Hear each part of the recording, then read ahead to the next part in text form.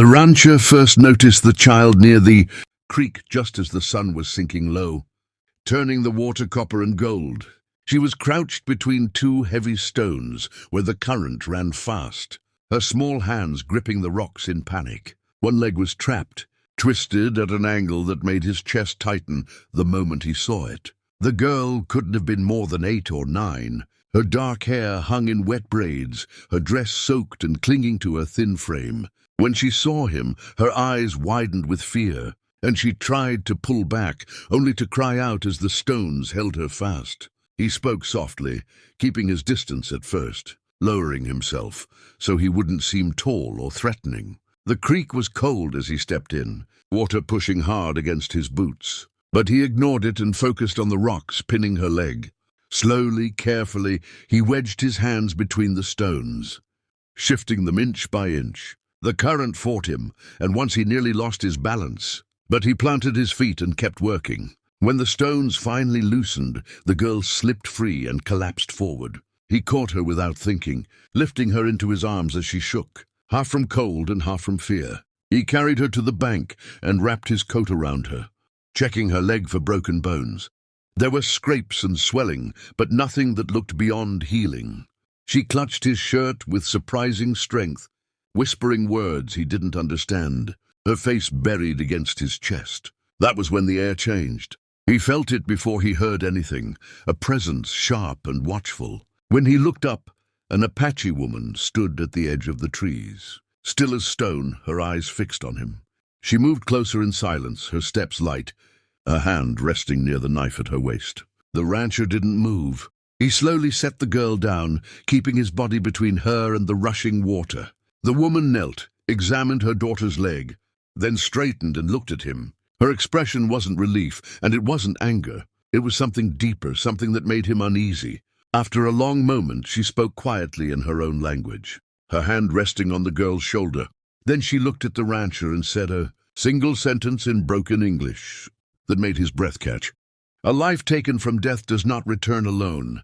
The rancher tried to put the creek behind him, but the memory followed him through his days and into his sleep. Every time he closed his eyes, he saw the girl's frightened face and the way her mother had looked at him, like she had measured him and reached a conclusion he wasn't part of. He told himself it meant nothing. He'd helped a child. That was all. Still, when dawn came, he found himself glancing toward the tree line more than once, half expecting movement where there was none. 3 mornings later, hoofbeats echoed across his land. He stepped out onto the porch and saw the Apache woman waiting by the fence, sitting straight in her saddle. She wasn't armed this time, at least not visibly, but there was a calm certainty in the way she held herself that made him uneasy. She dismounted without being invited and walked toward him, stopping a few paces away. For a moment, neither of them spoke. Then she said his name, pronouncing it carefully as if it already belonged to her. She told him her daughter's leg was healing. The swelling had gone down, and the spirits had been kind. He nodded, unsure what to say. When he tried to tell her that any man would have done the same, she cut him off with a slight shake of her head. Any man would not, she said evenly. You stepped into the river when you could have turned away. Her words carried no praise, only fact. She explained that among her people, a life pulled back from death created a bond. It was not something spoken lightly or forgotten with time. The river had tried to claim her daughter, and he had challenged it. Because of that, the spirits now knew him, and so did her clan. He felt a knot form in his chest as she spoke, realizing this was not a story that ended with thanks. From a small pouch at her belt, she removed a thin woven cord, faded red and brown, and placed it in his hand. This is not payment, she said. It is remembrance. If her daughter faced danger, his name would be spoken. If hunger came, his door would be known. These were not demands, she told him, only the way of things. Before he could respond, she stepped back, mounted her horse, and rode away without looking back. The rancher stood there long after she disappeared over the rise, the cord still resting in his palm. The land around him felt suddenly smaller, as if an invisible line had been drawn through his life. He understood then that helping that child had not closed a chapter. It had opened one he could not walk away from. The knock came just after midnight, sharp and urgent. cutting through the stillness of the ranch like a blade. The rancher was on his feet before the second knock sounded, hand already reaching for his rifle. When he opened the door, the Apache woman stood there, her face pale beneath the moonlight, her hair loose around her shoulders. Fear stripped away the calm strength she usually carried, leaving only a mother's desperation. She spoke his name once, then said the words he had been dreading without knowing it. Her daughter was gone. There had been an attack just before nightfall. Raiders, moving fast and quiet, had struck the edge of the camp, scattering people into the dark. In the chaos, the girl had been separated from her mother. Tracks led away from the camp toward the rocky hills, and then vanished. The woman did not beg. She didn't need to. She reminded him of the river, of the cord she had placed in his hand, of the bond the spirits had sealed. "You are bound," she said simply. "Come." They rode through the night, the land turning dangerous and unfamiliar as they pushed, beyond the safety of his range. He followed signs she pointed out: disturbed dust, a snapped branch, the faint mark of a small foot where it shouldn't have been. As the hours passed, she began to speak, her voice low and steady.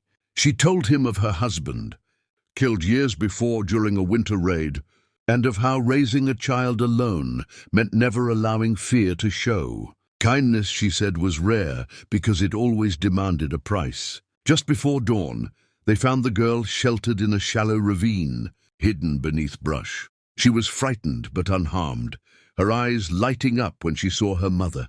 The rancher stood watch while the woman held her child, pressing her forehead to the girl's as tears finally fell. When the sun crested the hills and the danger passed, the mother turned to him. Her expression changed. She told him the spirits had not made a mistake. He had been present at the river, and he had come again when called. That was not chance. In a quiet voice that carried more weight than any oath, she said he was now tied to her daughter's future, not as a stranger, not as a passing helper, as something closer, something that would soon demand a choice from him. The words settled heavily in his chest as they rode back, and for the first time, he wondered if saving a life had also rewritten his own. The ranch felt different the morning they arrived, as if the land itself sensed what was coming. The Apache woman rode at the front, her daughter seated safely behind her, while several elders followed at a measured distance. The rancher stood on the porch, hat in his hands, watching as they dismounted in silence. This was no visit of courtesy. Every movement carried purpose, every glance weighed with meaning.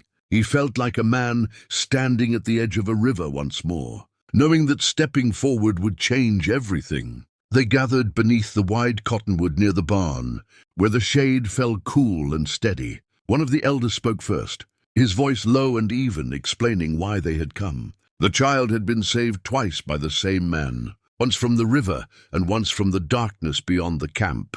Such things, he said, were not accidents. The spirits did not repeat themselves without reason. The rancher listened, his heartbeat loud in his ears, as the words formed a shape he hadn't dared imagine. Then the mother stepped forward. She placed a hand on her daughter's shoulder and spoke slowly, choosing each word with care. She said that her child's life was now tied to the rancher's, and that protection alone was not enough in a world that was growing harsher by the day. Her voice did not waver as she made her offer. She spoke of a union, not one born of force or fear, but of alliance and shared responsibility. By standing together, the child would grow with two worlds guarding her future instead of one. The rancher felt the weight of every eye on him. He had expected anger once, gratitude perhaps, but never this. He thought of the quiet life he had built, of the fences he repaired, the mornings that belonged only to him. And he thought of the girl's small hands gripping his coat at the river, of the way her mother had trusted him when trust came at such a cost. Silence stretched between them until it became almost unbearable. At last he spoke, not with promises but with honesty. He said he had not saved the child to bind her or claim anything in return. The mother nodded, as if she had known that would be his answer. "That is why you were chosen," she said softly. As the sun lowered toward the hills, the rancher understood that the choice before him was not about obligation, but about courage. Whether he accepted or not, his life had already been changed. Mercy had crossed his path, and it had asked him to decide what kind of man he would be from that day forward.